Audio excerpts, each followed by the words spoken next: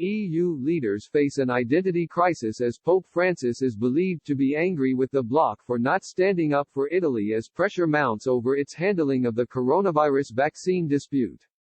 The EU is under huge pressure as member states show their frustration at the European Commission's decision-making since a coronavirus jab emerged. The biggest frustration occurred after Brussels threatened to put checks on the Northern Ireland border in a bid to stop EU-produced vaccines from reaching the UK. The likes of Germany, led by Health Minister Jens Spahn, were particularly vocal in their insistence that protocols be put in place. After it emerged the UK would receive its contracted supplies from drug supplier AstraZeneca, while the EU was expected to endure a shortfall in doses. It caused major divisions between the EU and UK, just weeks after a trade deal had eased years of tensions over Brexit negotiations.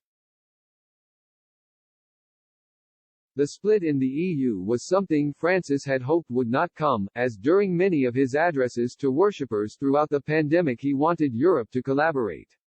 In one rousing speech, he said it was vital this happened so that Europe manages to have this unity, this fraternal unity which the founding fathers of the European Union dreamed.